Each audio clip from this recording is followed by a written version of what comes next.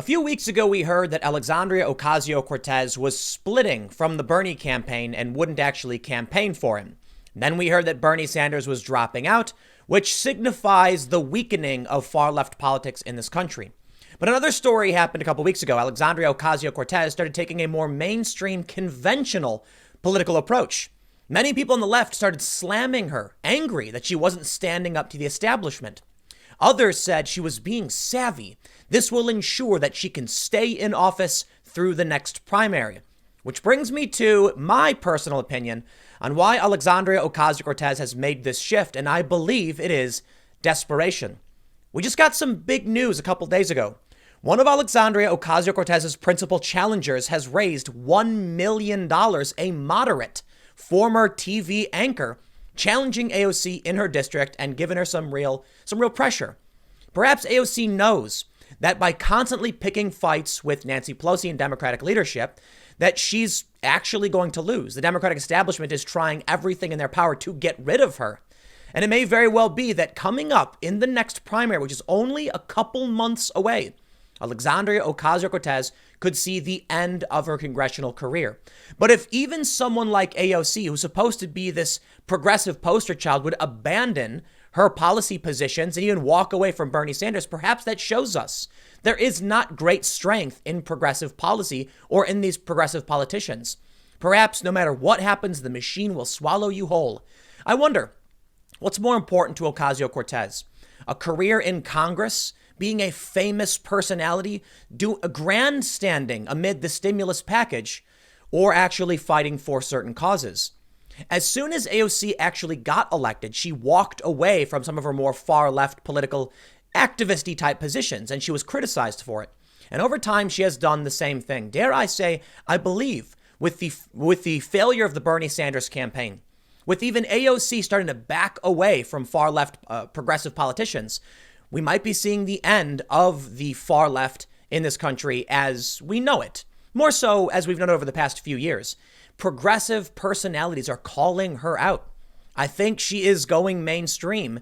And however you want to view it, I think we're looking at a signal the end may be coming, at least as far as it's happened over the past few years, right? The far left will always exist. They always have existed. But maybe they will lose much of their mainstream power. I think one of the only reasons they actually had power is through exploiting the system with primary voting. That's how AOC won in the first place, and because many people weren't paying attention. But I guess we'll see. The first story I want to take a look at from Politico.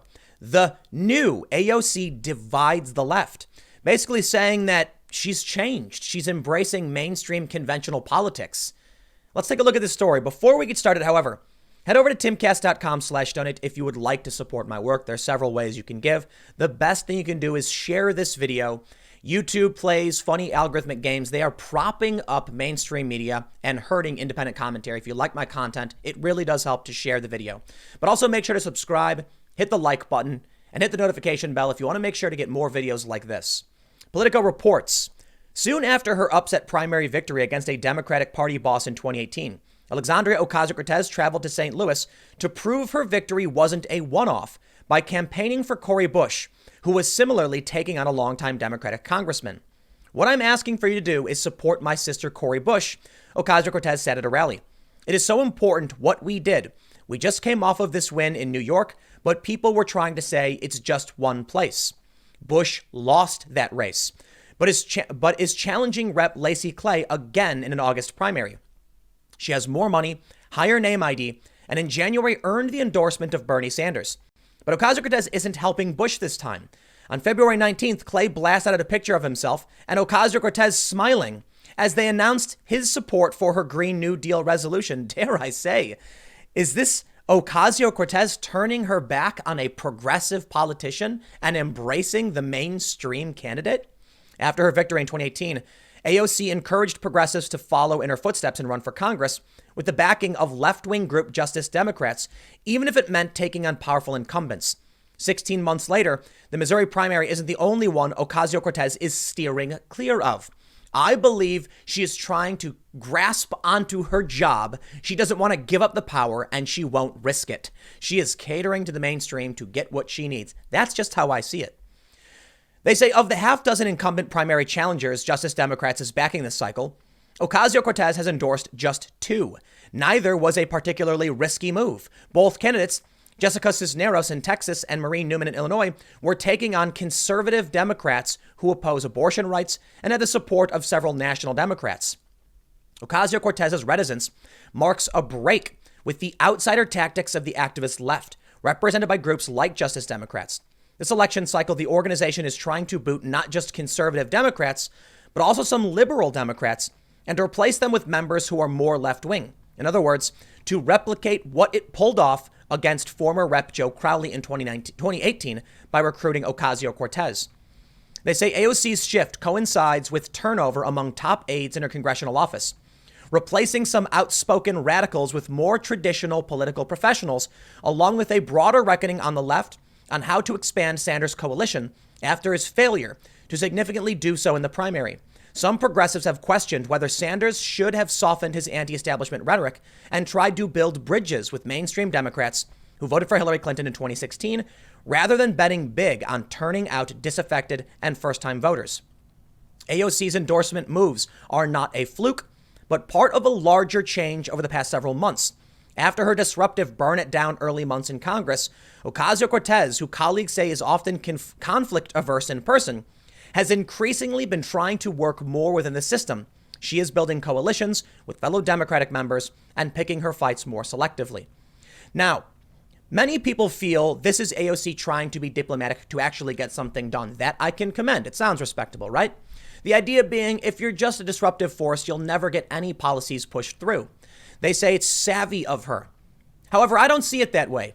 I think this change came about the time the Democratic establishment said they'd either erase her district or primary her and remove her from office. There were also some murmurs that she may actually try and primary Chuck Schumer because she knows she is not long for Congress. Take a look at some of this big breaking news. Michelle Caruso Cabrera raises $1 million in bid to topple AOC. Maybe it's a little bit of both. But I really do think AOC likes the celebrity and likes the power. I'm not the only one who's called her out for this. Progressives have pointed out that she comes off like just somebody who wants to be a celebrity. And all of that will be washed away the day she loses re-election. Just like every other politician, they want to cling onto the power they have. Michelle Caruso Cabrera is a moderate. And the New York Post reports the former veteran CNBC anchor will report having $800,000 in cash on hand, minus expenses paid, when she officially files her financial disclosures with the Federal Election Commission. The financial report covers the first quarter of 2020, January 1st to March 31st, and the report is due April 15th. The outpouring of support has been amazing. Before coronavirus, people were stopping me on the street showing their excitement.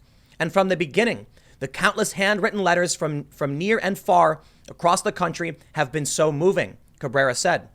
The national and local messages are clear. I will unite.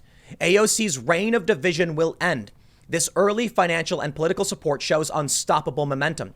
As they say in New York, you ain't seen nothing yet. Ocasio-Cortez's campaign declined to say Wednesday how much she has raised in the past 3 months or how much she has in her campaign treasury. A spokesman declined to comment on Caruso Cabrera's fundraising numbers. But AOC has been a small donor fundraising powerhouse. At the end of December, the Democratic Socialist darling had $2.9 million in her treasury after raising $1.9 million in donations the prior 3 months. She raised more contributions than any other House Democrat from July 1st through August 30th of last year, $1.42 million. She also started her own political action committee, Courage to Change, to help fund the campaigns of other progressive insurgents running for office. That has rattled the cages of House Democratic leadership and incumbents. The 14th congressional district includes portions of Queens and the Bronx, including neighborhoods hard hit by the coronavirus. Caruso Cabrera is running as a moderate, pro-business Democratic alternative to AOC. She backed the planned Amazon campus in Long Island, which AOC helped scuttle in a dispute over subsidies to the e-tail giant. So we can certainly say that Caruso Cabrera is a real threat in the primary. But it is fair to point out AOC has raised, here we can see, committee fundraising 2019-2020 from Open Secrets, $5.3 million raised, 2.7 spent with 2.9 cash on hand. AOC's got name recognition, millions of followers, but will that translate into her district? I personally don't know if it will. Bernie Sanders was able to activate progressives and far left activists around the country, but he didn't have a good time activating the core Democratic base in certain areas. Now, voter turnout was going really well. Bernie was doing really well. But here's the point I want to bring up. You see, AOC's base is the internet, not her district. Imagine if you had 100 districts of 100 people. Now, you can have someone win a district of 100 people and say, I have 100 constituents. AOC has activated maybe one person in each district who goes online and voices their support. So the easier way to explain it is, yes, many people know who she is. They like her. But is it actually her district? Personally, I don't think it is. She only got maybe like 15 or 16,000 votes when she ran last time. And that allowed her to win a district of 750 or so thousand people. So she didn't win because people said she has good ideas. She won because, like Nancy Pelosi says, you could take a glass of water and slap a D on it, and someone in her in that district, that glass of water would likely win. That was AOC's strong point. Now I think she's recognizing that her politics don't play well to regular Americans. You know, most of the people in her district probably aren't sitting on the internet screeching about far left policies. I'm sure there are many more far left people in her district than in many other districts. But I think she knows. Michelle Caruso Cabrera does not have the same national profile as AOC, but raised $1 million. What does that say? As someone who is predominantly active in that district, I view it as this. Michelle Caruso Cabrera likely has much more support. Now, there is a challenge for Michelle and theoretically for AOC, but maybe to AOC's advantage. Check this out. The primary in AOC's district will be on June 23rd, 2020. The campaign filing date was April 2nd, so we can see that one person has dropped out. The Democratic primary candidates are Alexandria Ocasio Cortez, Michelle Caruso Cabrera, James Dillon, Badrin Khan, Jose Velasquez. Fernando Cabrera did not qualify or withdrew from the race. What we can see is that there are going to be 5 Democrats running in this primary. That could actually split the vote up. If AOC gets 2 votes and each other person gets only 1, AOC wins. Even though many people might be voting just to get rid of AOC. The fact that there are this many Democrats opposing AOC means you likely have AOC as the progressive versus many moderates. The moderates will split the vote. AOC will win. That's a serious risk. But check this out. Politico says the Chamber of Commerce is backing AOC's primary challenger, Michelle Caruso Cabrera. She's got establishment force behind her. I'm going to say it right now. I don't think I'm the smartest person in the world. I don't think my predictions are worth very much, but I am betting on Michelle Caruso Cabrera for this one. And it's for the reason I just said. AOC has been able to light up people around the country. But these are random far left individuals that do not make up the majority of this country. According to the Hidden Tribes report that I love citing from just the past year, it's 8% of this country? If AOC was able to only get about 15,000 or so votes in her district, Michelle Caruso Cabrera just needs to actually get general support from her district and she'll win the primary. Of course, the Republicans are unlikely to win, but I'll tell you what, if AOC wins the primary, it's not just about Michelle Caruso Cabrera. Look at all these Republican candidates who are running against her. You might actually see Republicans and moderates in this district vote for a Republican, which would be insane, right? No one would ever suspect that a New York district would flip blue. It's New York. It's the Democrat stronghold. But look at what happened in the UK on December 13th. We all saw it. Areas that hadn't voted conservative for nearly 100 years flipped red, and people were shocked by this. So let's say Michelle Caruso Cabrera can't win. AOC wins the primary. Maybe then you see an activation of regular people who very, very much so oppose AOC. This tweet from Michelle Caruso Cabrera just from earlier, she said, AOC has failed the people of the Bronx and Queens. She voted against the repeal of SALT. Why do you want to hurt New Yorkers? Governor Cuomo is begging for its repeal. We need results now. Interestingly, the New York Post has said on December 19th that AOC splits with working class New Yorkers to vote against repeal of Trump's SALT cap. That's the state and local taxes limit. It's my general understanding is that it puts a limit on how much you can deduct from your state and local taxes to your federal taxes. Some argue that middle class New Yorkers need this repeal. It's hurting them, while others argue it would only benefit the millionaires and the rich people. I don't know which way. I can't tell you which is the right answer because I can tell you it's conflicted and you've got both sides arguing it's good or bad. But I can tell you this. It seems that AOC actually voted in line with Republicans which has many New Yorkers kind of confused. So whether or not it's the right or wrong decision, she's not in line with what her district probably wants to see happen. But of course, there are many on the left that aren't upset by what she's doing. They like what she's doing. Here's a story from Esquire. AOC isn't breaking with Bernie. She's evolving beyond him, as progressive politics must. Okay, all right. Let me put it this way. Are we looking at the end of the far left?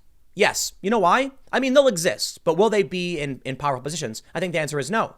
Either AOC is abandoning the policies or she's capitulating to the mainstream in order to survive. Either way, these policies are going to be substantially curtailed. I did talk about a segment the other day where they say socialism is still coming. This is kind of a counterpoint to that. So I'm not entirely sure what we can expect, but I can put it this way. The strong far left activism will probably be weakened, but we will see probably popular pushing for some progressive ideas. It's hard to know for sure, but I should also point out it's hard to predict anything, man. Some people think the Democrats won't give up, that they're going to keep pushing left and embracing socialism, while others think it may be the end. I honestly don't know. Michelle Caruso Cabrera tweets, via the New York Times, this is why I'm running. This is why I'm disgusted. AOC didn't come home after Congress adjourned. She showed how little she cares about us. AOC was criticized for holding a virtual coronavirus forum in her plush DC abode. Now, her campaign says that, they had just gotten out and she was waiting to travel. Things were a bit hectic. Others said it doesn't matter. She shouldn't have done it. Again, I can't tell you. What I can point out is that there are progressives who are calling her out and there are progressives who are supporting her. So I can put it this way. I don't know if we're going to see socialism, keep pushing forward. I think there's a strong likelihood it might. I think AOC is dropping out of this fight. And with that, we might see the end of this far left push into the Democratic Party.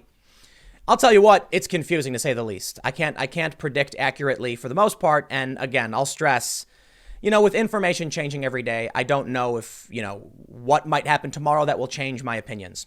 Jimmy Dore is a pretty lefty guy. He said, For your information, reports that AOC voted against the stimulus are not accurate. There is no evidence whatsoever that AOC voted against the corporate giveaway. She did not call for a recorded vote, so she then forfeited her right to say which way she voted. Post-vote statements are propaganda. So here's a big issue that many progressives have.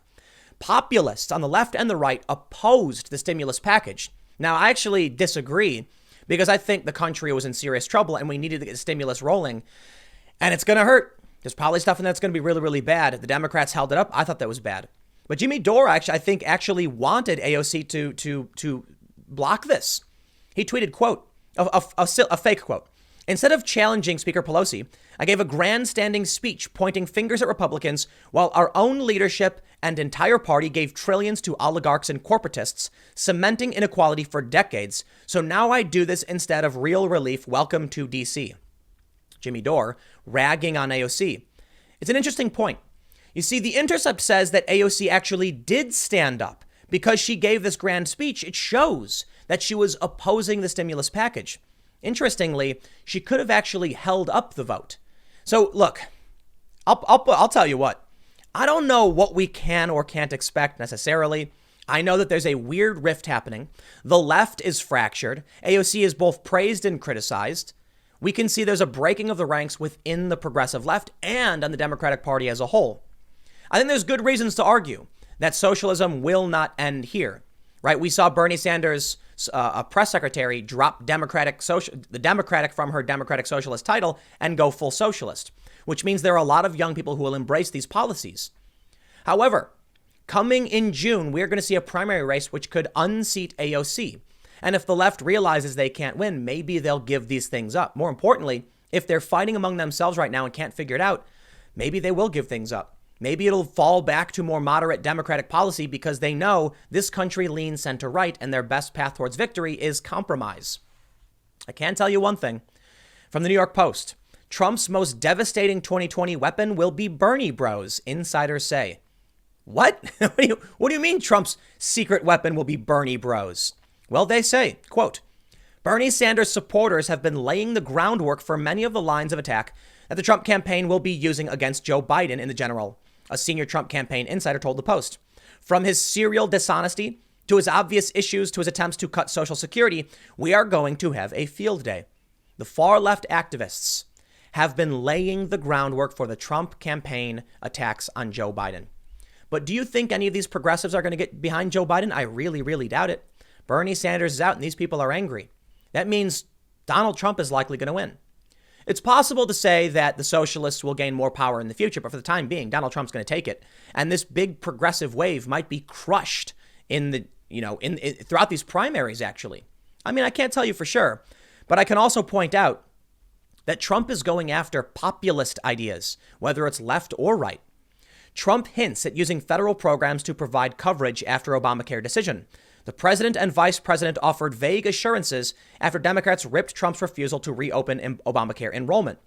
Donald Trump he said it was unfair that uninsured people are, suffering right now. And maybe he will. And they report that he hinted he might open up Medicare to everyone. It's a very progressive position. More importantly, it's a populist position. I think you'll see a ton of people on the right, Trump supporters, roll with it begrudgingly. And I think you'll see a lot of populist leftists roll with it begrudgingly as well. Joe Biden has opposed all of this. Joe Biden has tried playing the mainstream. And now Trump is taking advantage of the fact that Joe Biden is an elitist, a corporatist candidate that most people don't want. I can't predict what's going to happen. I'll say it for the 15 billionth time. I do think, however, that we're going to see a big Bernie or bust contingent go to Donald Trump because he's going to give them a little bit more of what they want. Or at the very least, some of these far leftists might say the same thing they said in 2016. Vote for Trump. Accelerate it. Accelerationism. They think vote for Trump is a faster way towards the complete collapse. Maybe they're wrong. Maybe some of them just want to vote against Joe Biden. Maybe some of them just want the DNC to be punished for once again stealing this from Bernie Sanders. Some of the tweets that are going out right now are that I've seen this numerous times. When Bernie Sanders started winning, when he crushed it in Nevada, they're saying that Barack Obama intervened and got these other Democrats like Buttigieg and Klobuchar to bow out, throw their weight behind Joe Biden, allowing Joe Biden to win and crush Bernie Sanders, forcing Bernie Sanders out. If the DNC establishment can pull the trigger and just do that, then I think it's fair to say that the far left encroachment into the Democratic Party may be waning. If people, and this is going to be a dramatic change. I mean, so much of the culture war is predicated on the encroachment of the far left. Michelle Caruso Cabrera, a moderate, if she gets elected, then what are videos like this going to be about? Am I going to still complain about what the Democrats are doing? Probably Pelosi and Schiff for sure, because I really don't think they're doing a good job. But if Caruso Cabrera comes in and starts doing a good job in embracing moderate policies that I probably agree with, it'll change the whole dynamic. Will we then return to normalcy where you have a moderate Democratic Party and a moderate conservative party and people arguing about certain single issue concepts that voters are concerned about? For the most part, Democrats and Republicans have agreed on much, and often to the detriment of this country. I mean, when they agree on war and stuff like that. But something changed when people like AOC started winning, when this wave of weird authoritarian leftism and wokeness started emerging, and the Democrats started embracing it. I don't know for sure. I also know that Joe Biden is trying to embrace some of this, desperately trying to win over Bernie's supporters, but I don't think you're going to get it. I think they hate you. I think they'll protest you at the DNC, assuming it happens, and they're not going to protest the Republicans. And I think some of them, maybe this time it'll be the same thing. 12 to 18% will throw their weight behind Donald Trump because, hey, at least he's a populist, right? It's hard to know for sure.